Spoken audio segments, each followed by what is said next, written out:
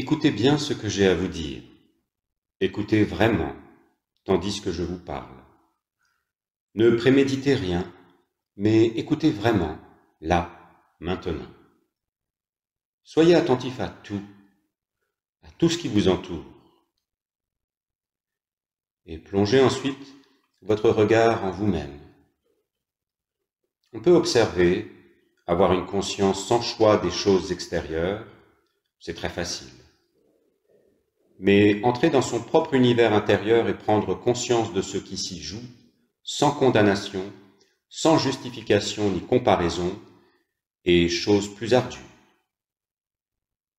Soyez simplement conscient de ce qui se passe en vous, aussi bien de vos croyances, de vos peurs, de vos dogmes, de vos espoirs et de vos frustrations, que de vos ambitions et de tout le reste.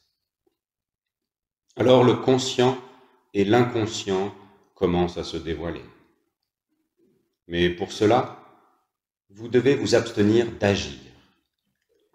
Il faut simplement prendre conscience des choses sans rien condamner, sans rien forcer, sans chercher à changer ce dont vous prenez conscience.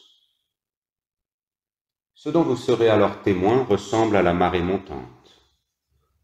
La montée de la marée est irrésistible. Rien, ni un mur, ni quoi que ce soit d'autre, ne peut entraver sa formidable énergie. De même, si vous êtes attentif sans choix ni exclusion, l'ensemble du champ de la conscience commence à se déployer sous ce regard. Et à mesure qu'il se révèle, on doit suivre le mouvement. Et cela devient extrêmement difficile, en ce sens qu'il faut suivre le mouvement de chaque pensée, de chaque sentiment, de chaque désir secret.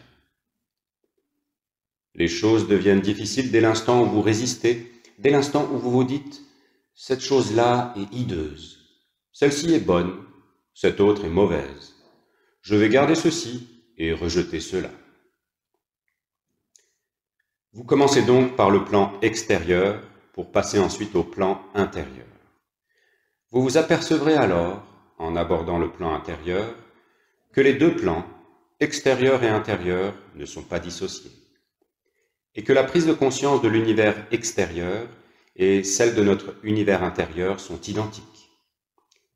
Vous constaterez alors que vous vivez dans le passé, qu'il n'y a jamais dans votre existence un seul instant de vie authentique, un seul instant où il n'y aurait plus ni passé ni futur, autrement dit un seul instant réel. Vous découvrirez que vous vivez perpétuellement dans le passé, dans le souvenir, souvenir de ce que vous éprouviez, de ce que vous étiez, si intelligent, si bon, si mauvais. Tels sont les souvenirs, la mémoire.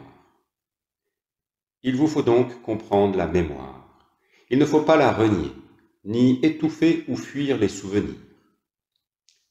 Celui qui a fait vœu de célibat, par exemple, s'accroche au souvenir de ce vœu, et lorsqu'il prend ses distances avec ce souvenir, il se sent coupable et toute son existence en est comme étouffée. Vous commencez à être attentif à tout, et c'est ainsi que votre sensibilité s'affine. En étant à l'écoute, attentif non seulement au monde extérieur, aux gestes extérieurs, mais aussi à ce qui est en vous, à cet esprit qui regarde et qui, par conséquent, ressent. Et lorsque vous exercez ainsi une attention sans choix, tout effort est alors absent. Il est essentiel de comprendre ce point.